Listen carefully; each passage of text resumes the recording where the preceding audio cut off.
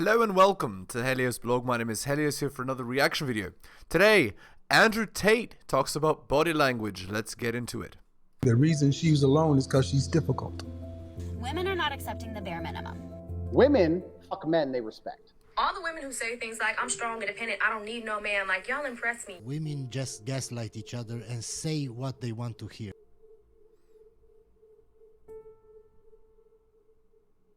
I'm a nice guy. How are you? Fine. You? Yeah, good, yeah. Does Trump smile at every motherfucker he sees? No! It's Trump!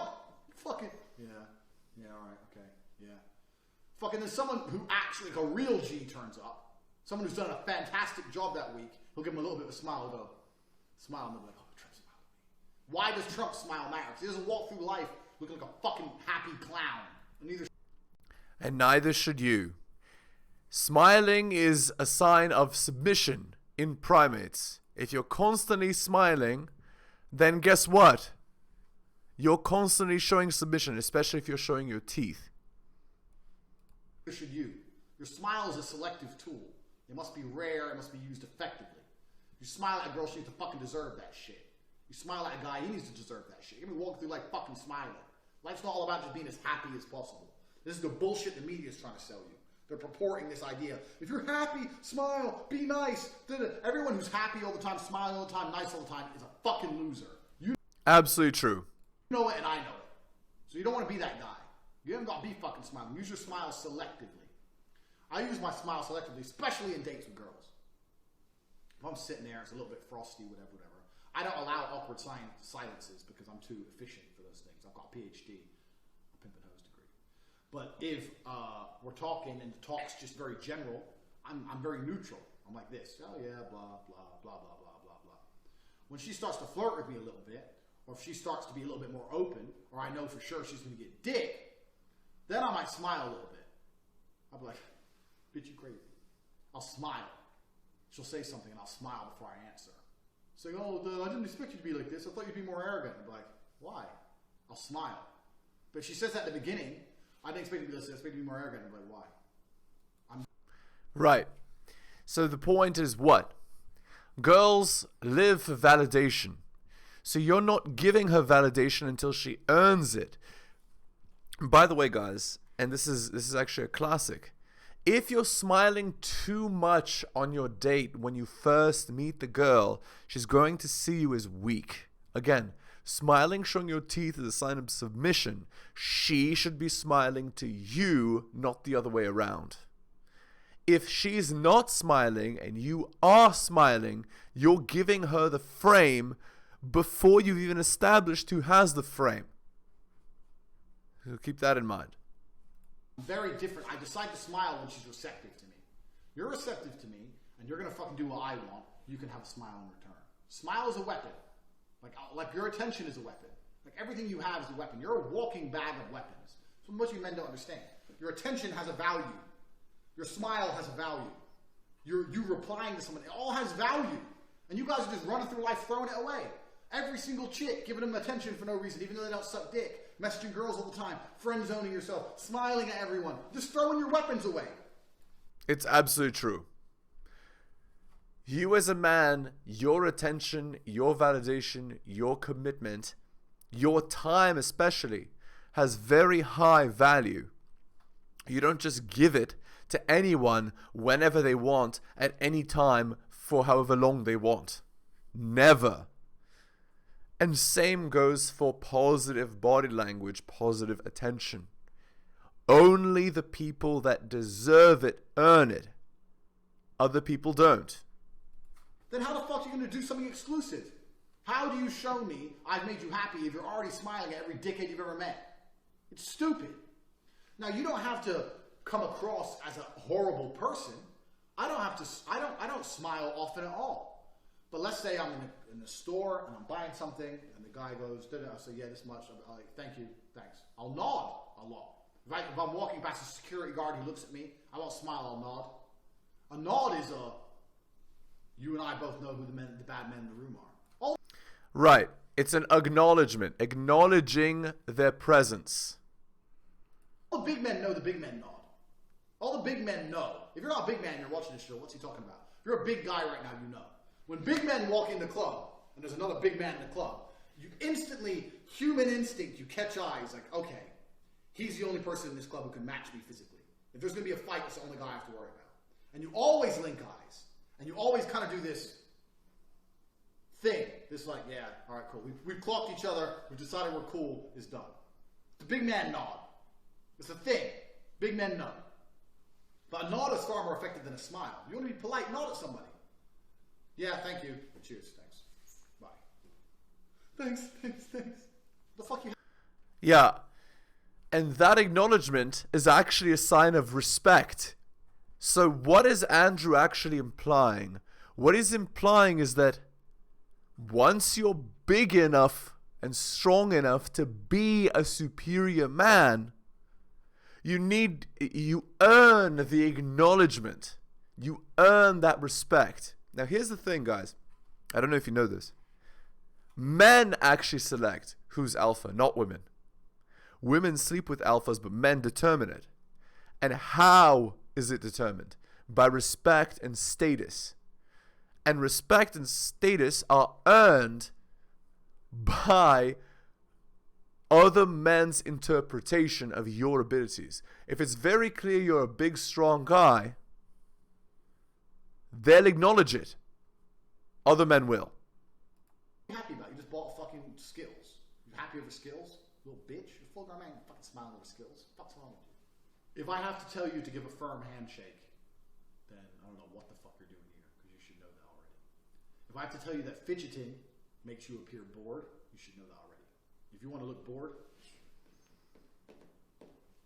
this is obvious shit. You know this one. If you're sitting with a girl and she crosses her legs, she's basically saying you're going nowhere near my pussy. That's like an anti-rape fucking instant reaction. You know how to read these things. You know these things because you know how to read them instinctively. If you sit with a girl and she does this, and she does this, you know you ain't banging. You know it and I know it. Right. But there is a thing. And this one is important to know because a lot of people don't know it. If she's sitting across from you, that's the case. It's true. But if she's sitting beside you, what's going to happen is she's going to cross her legs towards you. If she crosses her legs towards you, that's actually a good sign. So she'll cross her legs and she'll be fidgeting, but she'll cross her legs towards you. So what I mean is, she's not blocking you by crossing her legs. So let's say you're sitting to her right. The right leg will be down, the left leg will be crossed over. That's open body language. If it's the reverse, if the right leg is crossed over away from you, that's closed body language. And Andrew is right. If she's crossing her arms and her legs, definitely she's not liking what she's hearing. All those pickup artist dudes, they teach what they call a keynote or some fucking gay shit. I hate pickup artists. I hate pickup artists because I know I'm the baddest. I'm the best. So it annoys me. There's all these guys, Red Pill, Mr. Lucario, Bad Boy, The Dating Game, all these dudes. And every time I see the girls they're fucking, I'm like, what the fuck is this, bro? These guys are fucking girls I wouldn't even fuck. I wouldn't even touch their girls. And they're bragging about them like, yeah, I went out and I gamed this chick. She's a fucking 5. Your 9 is my 5. You call her a 9? She's a fucking 5. My girls look like fucking Playboy bunnies. My girls got 2 million followers on Insta. My girls have billionaire exes. My girls are actually hot. Your girls are basic. I hate pickup artists. Anyway, they're all fucking idiots. All of them. None of them are good with me. But they talk about this keynote thing where you need to do some touching on the girl. And I agree that I do that myself. That can help. I have 2 things I do. One is when I first meet, it depends. I don't really do the hug and kiss thing when I first meet a girl. I don't really do that unless I know her quite well. But once we're... Right. And you don't do that because she doesn't know who you are. So you're not touching the girl before she knows who you are. It's stupid. But once you've built a bit of rapport, then you can. That's the point. Talking shit, one of the things I get to do is I say I'm a kickboxer. Like, oh, you're a kickboxer? I say, yeah, I'm going to teach you. I'm going to train you. I'm going to make you a little ninja. Because you're beautiful. No one's going to expect you to kill them. And I give that compliment there. And I'm like, oh, like, yeah, you're going to work for me. She goes, really? Who do I have to kill? I say, well, are you strong enough? And they'll always go, yeah. I'll say, go on, let me see. And then they'll tense their shit muscles. I'll go, Yeah, that's a classic. Yeah, you can even do that if you lift weights and you're pretty strong. You can do the same thing, and it gives you an excuse to touch the girl. Again, what's the point? The point is you break the touch barrier, right? And that's what you need to do to sleep with her. So, naturally. But you don't do that before you've established some rapport. Like what Andrew's talking about, that rapport has already been established, which is why they're on the Kickboxer comments, right? That's how I first do the Kino break the ice, touch them thing. I do the feeling their arms thing. But that only works because I have huge arms. If I did that and she looked at my skinny ass arms back and goes, well, where's your fucking muscle? It doesn't work then, does it? Indeed. So you have to choose your own style. There's other stuff that works, right? You can compliment her jewelry, if she has a nice ring or a nice bracelet or whatever, and you can just touch it and by extension touch her, right? But again, it's not the first thing you do, right? You're already talking, you're already having a good time, you're already building some rapport, you're already reflecting her feelings back at her, you're already talking, and then you can do that. It doesn't happen at the beginning, because she'll be like, in the back of her head, she'll be like, why is he touching me so early? It makes her immediately uncomfortable. Well, yeah, if they're all crossing off and they don't want you to touch them, whatever, then that's obviously a bad sign. You know these Indeed. things already. I don't have to tell you super fucking obvious stuff. If you've watched it to this point and you haven't taken any notes, I doubt it, because I've definitely told you some shit you probably don't know yet. Especially changing it from angry to calm. I know none of you fuckers do that, because I've never seen anyone else pull it off on me. Eyes. Eye contact. A lot of you are very unaware where you're looking, especially when you're talking to somebody. I look in people's eyes. I do that very, very specifically. Not in a creepy way. I don't want none of you fuckers to take my videos. Sometimes I say things which are so nuanced, and I'm worried that people are going to be like, okay, Tate said this, so I have to do this. And you're going to go sit there with a girl and be like, hi. You're a fucking psycho. You have to keep things into perspective. But especially if you want to drive a point home, you look in someone's eyes.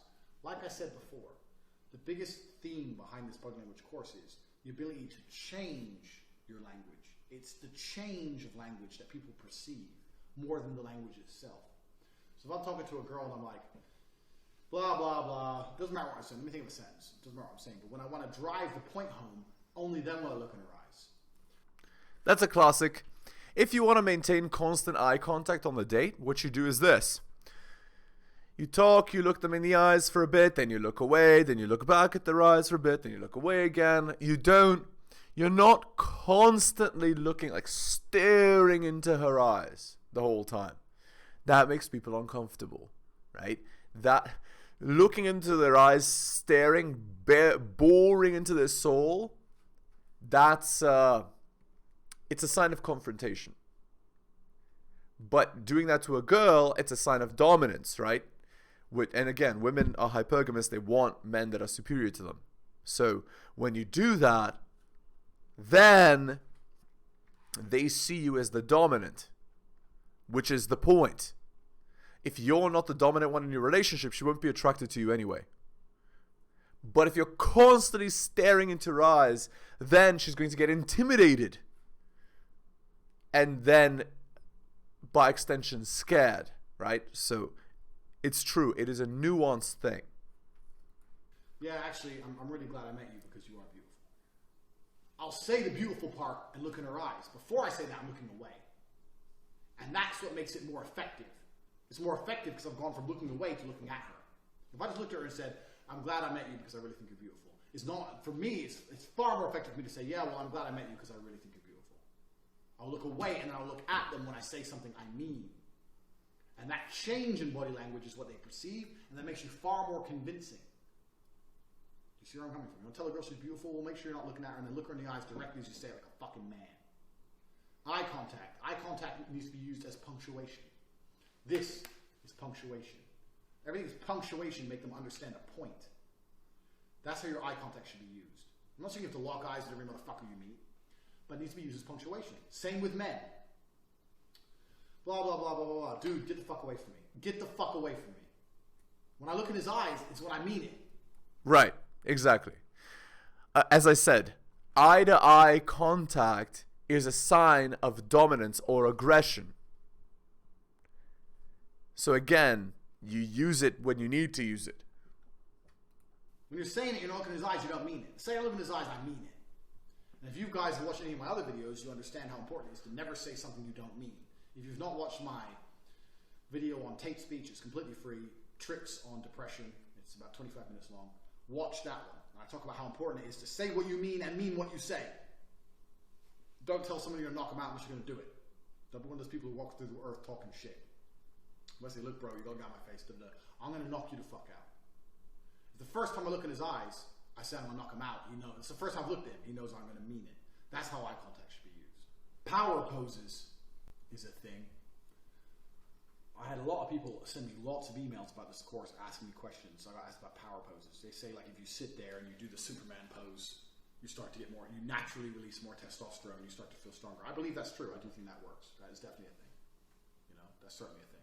Do I walk through life with the Superman pose? No. Should you? No. The fuck? When you look in the mirror, you look in the mirror like, yeah, I'm the fucking man.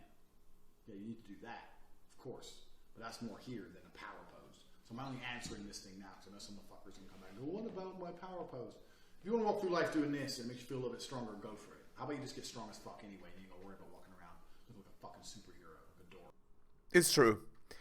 Again, body language also goes with the cultural context of the place that you're in, right? In most places in the West, you can't walk around with the Superman pose. Though it would be funny. You could probably start a conversation with a girl like that. Like, you're walking through the mall, you're doing the Superman pose, and then some girl for sure is going to look at you like all weird. A girl is interested in you. And you can start the conversation. It's like, why are you doing that? Because I'm Superman. You know, and on you go. Again, guys, bedroom fun is tension plus logistics. So if you've already created tension from the beginning, it's perfect. So that's that shit. I've told you a lot about being domineering and conquering. However, a lot of you guys will know one of the 48 rules of power is never to outshine the master. So a lot of you may have a boss and you can't act that way because it's going to piss your boss off too much if you're too overpowering. I managed to be overpowering in my sales meetings because I was such a fucking fantastic salesman. The boss wouldn't say shit to me because I made him so much fucking money. But if you're middle of the road or something, you can't come across that way. You're going to annoy people too much. If you don't have the results to back it up. So one of the key things you can do if you want to make people like you, two things you want to make people like you. One's a body language trick, one's not a body language trick. One is, if you want to make people like you, ask them lots of questions. Indeed. Because everyone loves to talk about themselves. Yes, absolutely true. If you ask people questions and you get them talking about themselves, they will like you. Absolutely true. That works super, super well. And doubly so if you're actually interested in what they have to say. And triply true if later on you mention that thing that they told you before back to them again. If you make reference to that again. True. If I'm meeting someone extremely important, which happens all the fucking time, from Trump Jr. to anyone else, and I think, okay, I need this person to like me. I don't sit there and try and impress them. I don't sit there and go, okay, Andrew Tate, son of a chess grandmaster, genius IQ, 4-time kickboxing world champion, I've got lots of girls, lots of pussy and money, and I got Lambo. They don't care. Nobody cares. I sit there and go, yeah, okay, it's really good to meet you. Yeah, I've always been interested in ask them things. Because if you ask people questions, then they have to talk, they have to answer them, and they have to answer them by talking about themselves, and everyone loves themselves. So if you sit there with someone and they only talk about themselves for an hour, they're going to love the conversation. That's right, exactly. And there's more. You can even talk about what you admire in them as well. So you can say, I can only imagine the work that it took to achieve this, you know, and something you admire about them. Which is basically asking them a question. You're just not asking them a question. You're showing your admiration for something that you really like in them, right? Which is like, what is that doing? What that's doing is saying, I am giving you respect, which is increasing the status. You see? This works too. Yeah, it was really good to talk to you because I got to brag for an hour. This is especially effective with women. Women love this shit. If you sit there and try and make a woman impress her, I'm this, I'm that. It doesn't work. Sit there and go, you're different than I expect. So what do? I'm a hairdresser. Hairdresser. Don't you get bored of like talking to people all the time? Well, no, actually, I don't mind because some of the people are really nice. Classic. This is exactly the strategy that I use, and it's a strategy I recommend as well. You just ask leading questions, she talks, and then you reflect the emotions back at her that she shows you. That's it. So, for example, you ask her, oh, you look like you do some kind of exercise, and she'll be like, yeah, I go to the gym and do la la la. Oh, really? Oh, that must take a lot of effort. Yeah, and it's tiring and la la la and all this. Oh, but I really don't like doing this. Yeah, I can see how that would be annoying. And you see what I'm saying? What you're basically doing is you're creating rapport by reflecting how she feels back at her. And again, if she's talking about herself, she's going to love the conversation, which will make her attracted to you. And then, once in a while, to create tension, you can throw in a wrench. So, here's what I mean. She's talking. All of a sudden, the subject changes, and she says something like, I like TV show X. And you can go, no, that's a terrible show. And then she'll be like, what? How could you say that? La, la, la, la. And then you see that tension is creating, what it's doing is saying, you're the kind of man that can disagree. And what that's saying is that you're not as agreeable as her. Women find disagreeableness attractive. And that tension plus logistics will lead to bedroom fun. And when I say logistics, I mean you need a place to have bedroom fun where she knows that she isn't seen by everybody, so she can plausibly deny what happened. Simple as that. And somebody being my best customer. Oh, really? Okay, yeah. Well, I don't even go to a hairdresser, as you can tell, because I'm already beautiful. So how long have you been a hairdresser for? Oh, I've been a hairdresser for this long. I went to college and da-da-da. Add in little bits of your own dialogue, but basically just ask them questions. Right. I took one guy on pickup coaching. I don't normally do this, but I had one guy who paid me money to go out with him for a weekend and pick up girls. And he said to me, oh, I'm really nervous. I was like, bro, ask them questions. Say hello. Here's how you introduce yourself. Here's how you say hello. Ask them questions. And if you do that, you're 75% there. Because they're just going to talk about themselves. Right. It doesn't matter what they reply. Who gives a fuck? Doesn't matter. You're a hairdresser. You're a nurse. You're a stripper. It's all the same shit. Who cares? Oh, really? That's interesting. Same answer to them all. Literally. Ask them. Let them talk shit about themselves. This is super effective to make people like you. Super effective. And then by your expressions, you can show you're interested, you're enjoying the conversation, you're nodding, you're listening. Yeah. Super effective. Because everyone loves talking about themselves. So keep that in mind. And then the body language trick is to really look like you're listening. Exactly. Most people don't look like they're listening. If I want someone to like me, I really look like I'm listening. So if I need a boss to like me or a girl to like me, I'll make sure it's clear I'm paying attention. Right. So how do you make it clear? You lean in, you nod, you go, uh-huh, you agree, you smile at the things that they say that they think are funny, and so on.